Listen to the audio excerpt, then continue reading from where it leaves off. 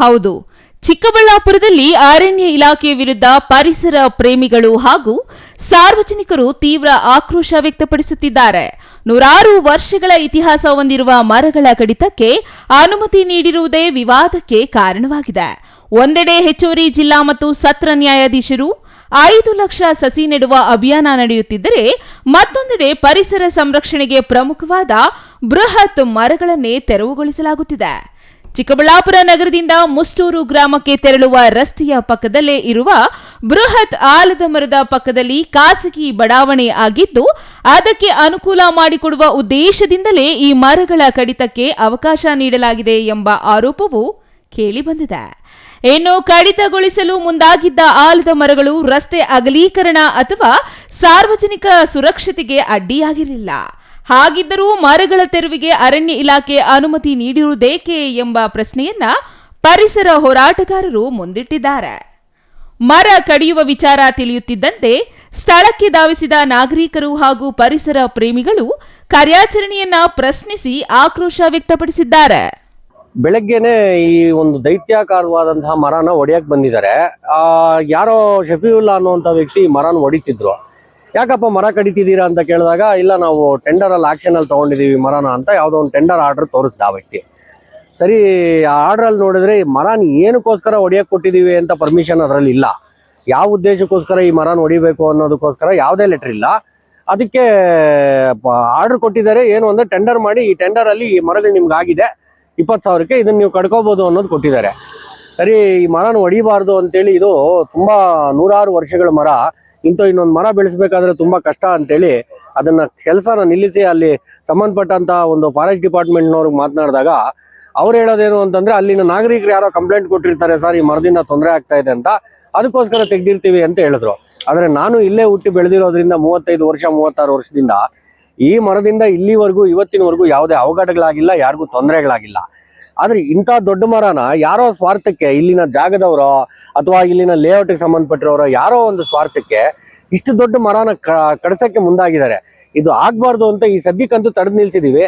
ಸಂಬಂಧಪಟ್ಟಂತ ಈ ಅರಣ್ಯ ವಲಯಾಧಿಕಾರಿಗಳು ಏನಿದ್ದಾರೆ, ದಯವಿಟ್ಟು ಇದನ್ನ ಅವ್ರ ಗಮನಕ್ಕೆ ತಗೊಂಡು ಈ ಮರನ ಒಡಿದಂತೆ ತಡೆದು ನಿಲ್ಲಿಸಬೇಕು ಅಂತ ವಿನಂತಿ ಮಾಡ್ಕೊಳ್ತೀವಿ.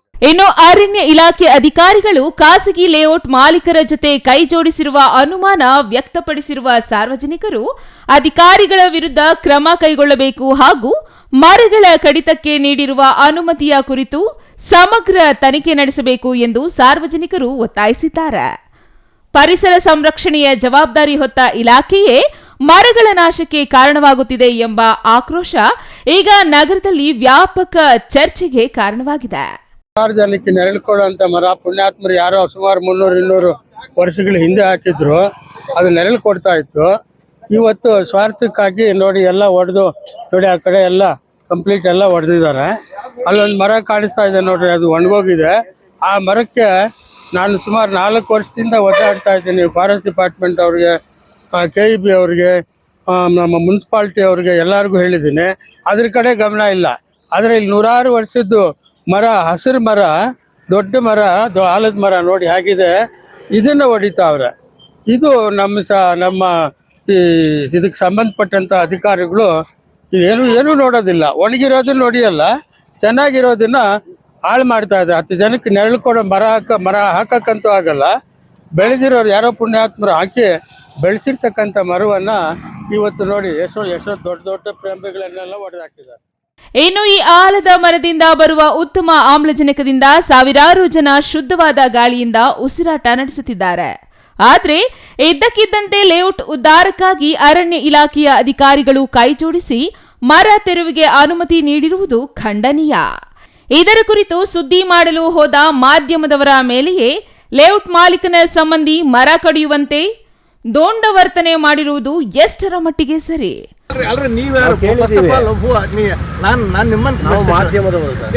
ಜವಾಬ್ದಾರಿ ಇದೆ, ನಾವು ನಿಲ್ಲಿಸ್ತೀವಿ. ಈಗ ನೀವು ಮಾಧ್ಯಮದವರಾದ್ರೆ ಏನಂತ, ಮಾಧ್ಯಮದವರಾದ್ರೆ ಈಗ ನಿಮ್ಮ ಅಭಿಪ್ರಾಯ, ನೀವು ಮರ ಹೊಡೆಯಕ್ಕೆ ಬಿಡಬೇಕು ಅಂತ ನನಗೆ ಈಗ ಈ ಮರ ಹೊಡೆಯಕ್ಕೆ ಬಿಡಬೇಕು ಅನ್ನೋದು ನಿಮ್ಮ ಅಭಿಪ್ರಾಯ? ಈ ಮರ ಹೊಡಿಬೇಕು ಅಲ್ಲಲ್ಲ, ಹೇಳಿ ಮರ ಹೊಡಿಯಕ್ಕೆ ಬಿಡಬೇಕು ಅನ್ನೋದು ನಿಮ್ಮ ಅಭಿಪ್ರಾಯ? ಅಲ್ರಿ, ಮರ ಹೊಡಿಯಕ್ಕೆ ನೀವು ಕೇಳ್ತಾ ನಾನು ಕೇಳ್ತಾ ಇದ್ದೀನಿ. ಮರ ಹೊಡಿಬೇಕು ಅನ್ನೋದು ನಿಮ್ಮ ಅಭಿಪ್ರಾಯ ಏನು ಸರ್? ಹೇಳಿ ಸರ್.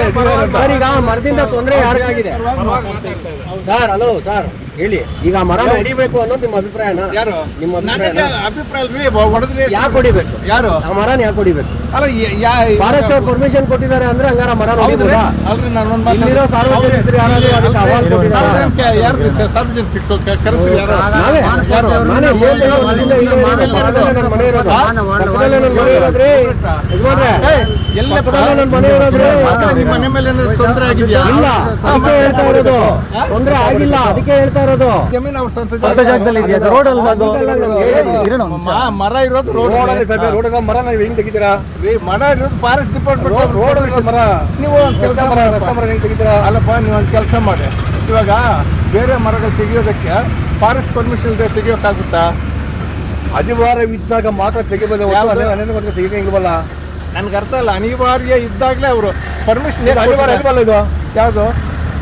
ಅಲ್ಲಪ್ಪ, ಒಟ್ಟಾರೆ ಪರಿಸರ ಸಂರಕ್ಷಣೆ ಕುರಿತು ಜಾಗೃತಿ ಮೂಡಿಸುವ ಕಾರ್ಯಗಳು ನಡೆಯುತ್ತಿರುವ ನಡುವೆಯೇ ಬೃಹತ್ ಮರಗಳ ಕಡಿತಕ್ಕೆ ಅನುಮತಿ ನೀಡಿರುವುದು ಸಾರ್ವಜನಿಕರ ಆಕ್ರೋಶಕ್ಕೆ ಕಾರಣವಾಗಿದೆ. ಮರಗಳ ಕಡಿತದ ಹಿಂದೆ ಇರುವ ನಿಜವಾದ ಕಾರಣವೇನು ಹಾಗೂ ಅಧಿಕಾರಿಗಳ ಪಾತ್ರ ಏನು ಎಂಬುದು ಸಂಬಂಧಪಟ್ಟ ಇಲಾಖೆಗಳ ತನಿಖೆಯಿಂದಲೇ ಹೊರಬರಬೇಕಾಗಿದೆ. Thoudanahalli Ramesh, CTV news, Chikkaballapur.